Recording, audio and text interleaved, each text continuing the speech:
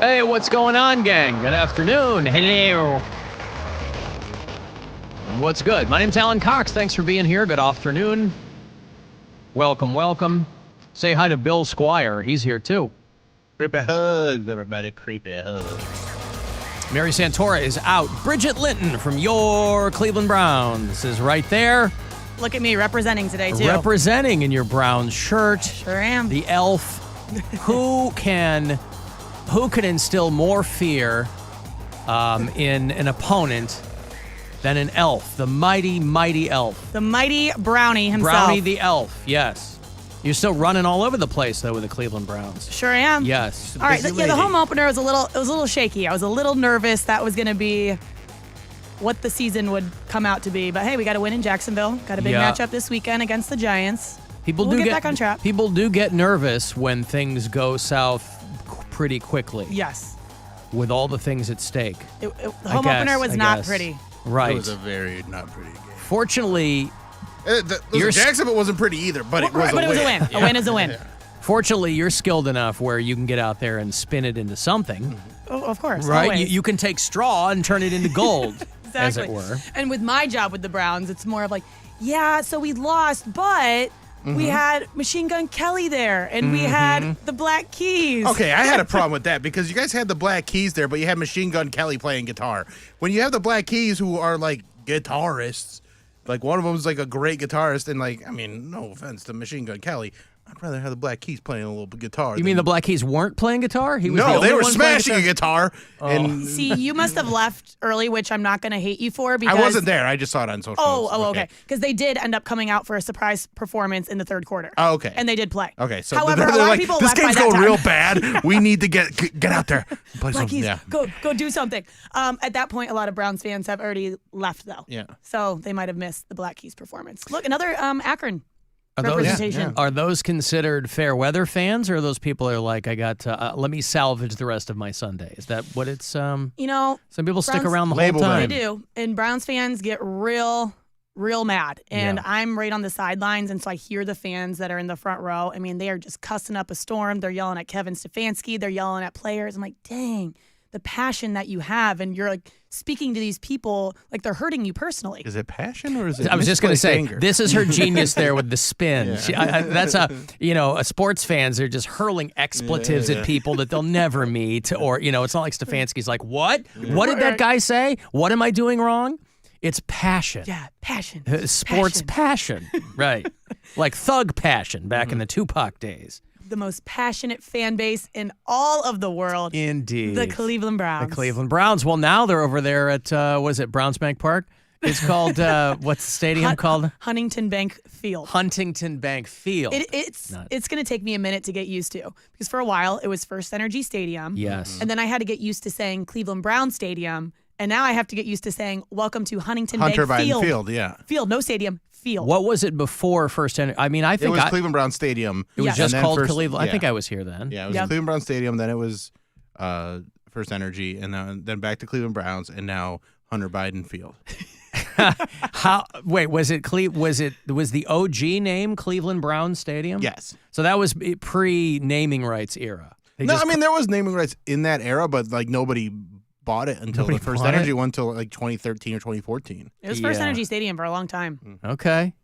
And now it's Brownsbank Park. No. Hunter Biden Field. Hunter Biden? Wait, what? Wait. Speaking of the home opener. I just want to get that into Bridget's head so that she accidentally says that. Uh-huh. Wait. Speaking of the home opener, though, did you guys see we had Michael Ruffer come and do the iconic, like, let's get ready to rumble call? Michael Buffer. What did I call him? Ruffer. Oh. I'm like, no, it was Michael Ruffer. He said, let's get ready to bumble. I'm like, is that like Gallagher 2? Does this guy go out there and do his whole bit? Michael Buffer is the guy. Michael Buffer. And he's very litigious. That was Michael Bublé. I just did a recap of the home opener. I really hope that I did not say Ruffer. I might have. Who knows? And anybody who, he's got that fully trademarked. So anybody who even thinks about using Let's Get Ready to Rumble, you're going to be hearing from that guy's attorney right quick. You'll get a C&D from that dude. What if I say, like, hey, I'm going to quote now the iconic Michael Ruffer. Do you think I would still get in trouble? Or Buffer. Michael Buffer. You could, yeah. Everyone, let's get ready to have some fun. Well, He went out on the field and he does his whole little intro. We gave him a couple talking points to say, hey, the Cleveland Browns, it's our home opener. We're getting ready to face the Cowboys here at Huntington Bank Field. I thought it was, I was confused if it was a bit or not. He stopped. So he's like, Cleveland, he's old now. He's like, Cleveland Browns, Dallas Cowboys here. And it was just a pause for probably 10 seconds, but it felt like 3 minutes. Yeah. And he was like, I'm sorry, Huntington Bank Field. Mm-hmm. So he completely blacked out, forgot the name of the field, and just paused. And then he did his Let's Get Ready to Rumble. Doesn't he just have to do Let's Get Ready to Rumble? Well, whatever he says before that doesn't matter, because once you get to the signature moment, that's all that people remember. But for me, I'm like, I get it, guy. It's going to take me a minute to remember the name of this field, too. Right. You're never here in Cleveland. I understand that you totally forgot what this new name is. Well, let's see. I came up with Romo Fijo and Rocket Mortgage Fieldhouse. I don't think I've come up with anything yet for... I like Browns Bank Field. Browns Bank Field. I'm kind of into that one. It's Huntington Bank Park is what it's called. It's called Huntington... Yeah, I call it Browns Bank Park. Huntington Bank... Field. Huntington Bank Field. Hunt Buffy. Hunt. I don't know. I'm gonna call it Browns. I'm gonna call it Browns Bank Park. You have me calling it Romo Fijo now too. Everybody does. Cleveland PD when they're on. People have told me that when they're on their radios, they call it Romo. We got a disturbance over Romo Fijo. Cleveland Scene calls it that. So I'm always very gratified when I see that. In the course of almost 15 years in Cleveland, Bridget, I've made one contribution to local culture, and it's Romo Fijo. You should be like Michael Buffer, sometimes known as Michael Ruffer, and. Patent that. Like, hey, Romo Fijo, that's me. Yeah, that's right. Were you at SummerSlam? Some people told me they saw you at SummerSlam. Yep. In an official or unofficial capacity? Both. Yeah. So I was there in official capacity, and I don't know anything about the WWE, so it was cool for me to meet the wrestlers and interview them. But some people are like, you got to meet so-and-so. And I'm like, it's probably good that I'm not a huge fan because I was not starstruck by any means. Right. Their minds are blown. Yes. The people who, And my cousin is obsessed with WWE, and so he got a lot of tickets, and they were good seats. Someone backed out last minute. He's like, if you're already here working, you want come sit with us. And I'm like, okay. So I went, and I just... Because they packed the place out, yeah. I've never seen anything like that. And people talk about passion. Oh yeah. Passionate fan base. But I was so confused. I'm like, guys, this is so fake. They're taking chairs and it doesn't even sort of look like they're actually hitting each other. So I don't really get the hype. It's a performance. Yeah, I have tried to understand. I fully, people who are into it, it's completely fine. When I was a kid, we weren't allowed to watch it because it was like so violent or whatever, even though it was fake. And so I didn't grow up, but friends of mine just loved, back then it was the WWF, and loved all that stuff, right? And so I associate it with children. And so when I have friends who are way into it, and when they do these tours, they sell it out. It's super popular, and it's fun. Like I get the fun thing. I don't understand the die hard. I don't. I think you probably had to grow up with it, right? Yeah. I don't know that anybody comes to it as an adult. I was into it in high school a bit, and as a little kid too, and then got pretty into it during the Attitude Era when it was Stone Cold versus The Rock and all that stuff, and then kind of went. And I tried to get back into it, and I just couldn't.